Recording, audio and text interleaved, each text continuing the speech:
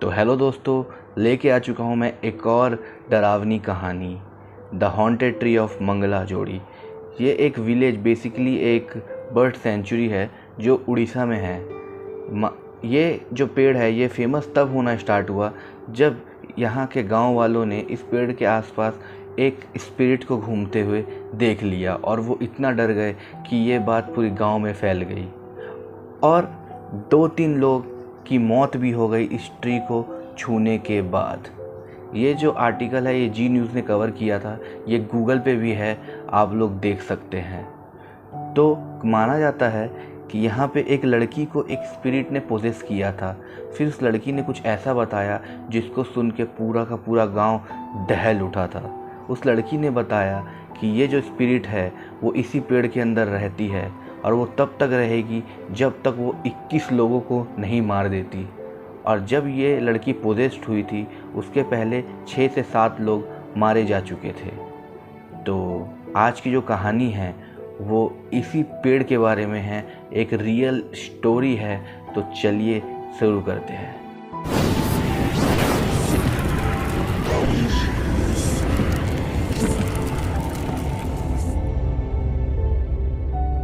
Ramesh ji news में ही एक news reporter था। जब से मंगला जोड़ी का इस पेड़ के बारे में खबर बाहर आई थी ये परेशान था। इसे उस पेड़ के बारे में सच्चाई जाननी थी। सब लोगों के कहने के बावजूद कि वो पेड़ एक हॉन्टेड ट्री है ये मानना ही नहीं चाहता था। रमेश अपने एडिटर के पास जाता है और उनसे गुजारिश करता है कि उसे इस पेड़ के बारे में थोड़ी सी जांच पड़ताल करने का समय दिया जाए।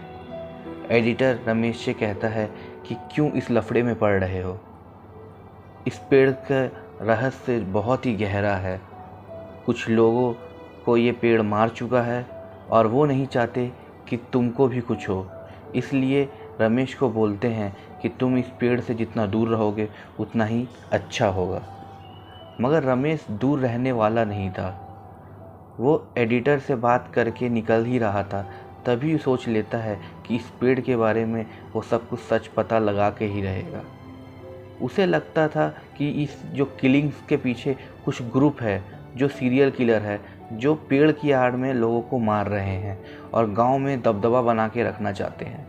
रमेश जैसे ही रात होता है अपने साथ एक टॉर्च, पानी की बोतल और कुछ खाने पीने का सामान लेके उस पेड़ की तरफ चल पड़ता है बिना किसी को बताए। रमेश रात में उस पेड़ के पास जाता है। उस पेड़ को देख के ही रमेश को थोड़ा सा डर लगने लगता है। रमेश उस पेड़ को देख के बोलता है कि लोग इस पेड़ के बारे में जो भी बोलते हैं वो सच तो नहीं मगर पूरी तरीक़े से झूठ भी नहीं है। ये पेड़ इतना बड़ा और इतना डरावना है, इस पेड़ को देख के ही एक इंसान डर के कांपने लगे। रमेश उस पेड़ के चारों तरफ घूम के इधर उधर सब कुछ देखने लगता है कि इस पेड़ में ऐसा क्या है कि लोग इतना इस पेड़ से डरते हैं। तभी उसको उस पेड़ के पीछे एक छोटी बच्ची खेलती हुई दिखती है। रमेश ये सोचता है इतने रात को यहाँ पे एक बच्ची क्या कर रही है। रमेश उस बच्ची को अपने तरफ बुलाता है। वो बच्ची जैसे ही रमेश को देखती है पेड़ की दूसरी तरफ छुप जाती है और छुप के वहाँ से रमेश को छुप छुप के देखने लगती है। रमेश सोचता है कि ये गांव की ही कोई बच्ची है जो यहाँ पे भटक गई है, उसे उसके घर पे छोड़ देना ही सही होगा। रमेश उस बच्ची से पूछता है कि उसके मम्मी पापा कहाँ रहते हैं, उसका घर कहाँ है, मगर वो बच्ची कुछ नहीं बोलती और बस हंसती रहती है। उसकी हंसी थोड़ी सी डरावनी थी और रात के समय पेड़ के पीछे बहुत ही ज़्यादा डरावनी लग रही थी। रमेश एक बार भी ये नहीं सोचता कि उस पेड़ के पीछे इतनी रात में, जहाँ गांव वाले आने में डरते हैं, एक बच्ची क्या कर रही है। रमेश उस बच्ची को अपने बाइक पर बैठाता है और गांव की तरफ जाने लगता है। उस बच्ची को जैसे ही बाइक पे बैठा के रमेश बाइक स्टार्ट करने की कोशिश करता है, बाइक स्टार्ट ही नहीं होती। रमेश बहुत कोशिश करता है मगर बाइक स्टार्ट ही नहीं हो रही थी। मगर बहुत मेहनत करने के बाद बाइक स्टार्ट हो जाती है। वो बच्ची अभी भी रमेश के पीछे वाली सीट पर बैठ के हंस रही थी। रमेश बाइक स्टार्ट करके गांव की तरफ चल पड़ता है। गांव का वो कच्चा रास्ता जिसमें अकेला रमेश ही रात के समय चल रहा था, उसका नज़र जहाँ भी जाए सब अंधेरा और अंधेरा ही था। बस उसकी बाइक की हेडलाइट ही थी जो उस अंधेरे को चीर के थोड़ा सा रास्ता दिखा रही थी। तभी अचानक रमेश को लगता है कि उसकी बाइक का पीछे का जो टायर है वो दब रहा है। बाइक के पीछे में जो वजन है वो बढ़ रहा है। रमेश सोचता है बाइक पे तो पीछे बच्ची बैठी है, तो बाइक का वजन अचानक क्यों बढ़ रहा है इतना। वो अपने साइड मिरर में जैसे ही देखता है, रमेश डर से कांपने लगता है। जैसे ही साइड मिरर को रमेश देखता है, उस साइड मिरर में एक डरावना चेहरा दिखता है। एक औरत जो सफ़ेद साड़ी पहन के उसके पीछे बैठी है, उसके आंखों से खून निकल रहा है। उस औरत का चेहरा इतना डरावना था कि रमेश जैसे ही उसका चेहरा देखता है, डर के मारे बाइक का बैलेंस बिगड़ता है और बाइक स्लाइड होते हुए रास्ते पे घसटते हुए बहुत दूर तक चली जाती है। रमेश के सर पे चोट लगती है और रमेश वहीं पर बेहोश हो जाता है। थोड़ी देर बाद रमेश का आँख खुलता है। रमेश देखता है कि अभी भी ये उसी पेड़ के पास गिरा हुआ है।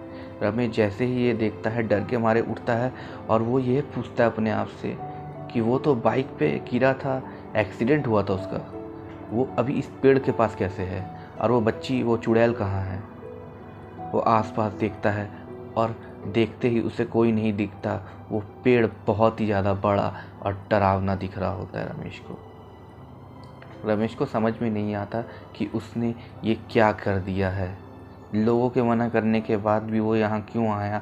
अपने आप को बस इसीलिए कोस रहा ही होता है कि फिर से उसे वो बच्ची दिखती है। अब वो बच्ची पेड़ की सबसे ऊंची डाली पर बैठी थी और अपने पैर को नीचे झुला के उसके तरफ ही देख रही थी और वैसे ही हंस रही थी जैसे वो थोड़ी देर पहले हंस रही थी।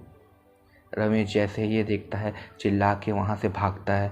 भागते भागते उसे रास्ते में कुछ नहीं दिख रहा क्योंकि रास्ता अंधेरा है, फिर भी वो भागे जा रहा है।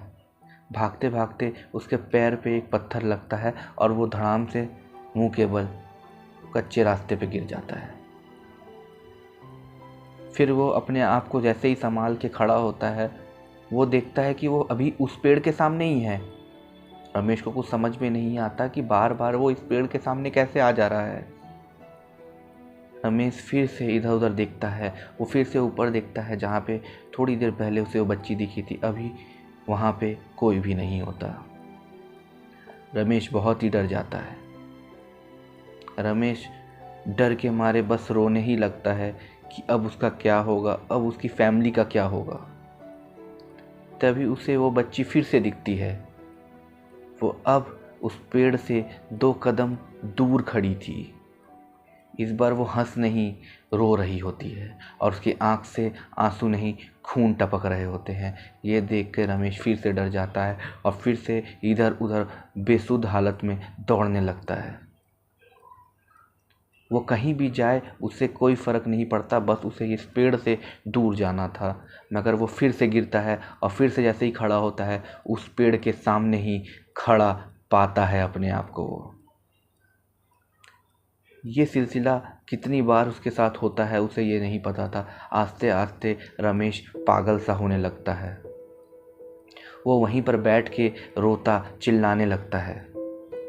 चिल्ला चिल्ला के बोलता है कि मारना है तो मुझे मार दो, ऐसे तड़पाओ मत, मैं पागल हो रहा हूँ। तभी वो स्पिरिट उसके सामने आती है और बोलती है, मैं तुम्हें मारना नहीं चाहती, अगर मारना होता तो बहुत पहले ही मार देती। मैं बस ये चाहती हूँ कि तुम जानो कि मैं यहाँ हूँ और सबको बता देना कि जब तक 21 लोग नहीं मरेंगे मैं यहाँ से नहीं जाऊँगी। वो 21 लोग इस गांव के ही होने चाहिए। तुम इस गांव के नहीं हो, बस इसीलिए बच गए आज। रमेश पूछता है, ऐसा क्या हुआ है तुम्हारे साथ जो तुम 21 लोगों को मारना चाहती हो। फिर वो स्पिरिट अपनी कहानी बताती है। करीब 50 साल पहले वो वहाँ पे एक काम वाली थी। वो लोगों के घर पे काम करके अपनी बच्ची का और अपने पति का पेट पालती थी। उसका पति दोनों पैर से हैंडीकैप था, तो वो कुछ भी नहीं कर सकता था। उसी गांव के 21 घर में वो काम करती थी। उस 21 घर के 21 मर्द ने एक रात को उसके साथ गलत काम किया और उसके घर को जला दिया।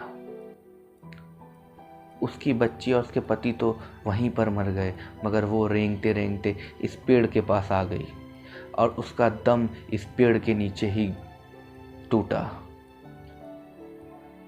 और जब वो मर रही थी, उसने प्रतिज्ञा ली थी कि यहाँ के 21 लोगों को जब तक नहीं मारेगी, वो यहाँ से नहीं जाएगी।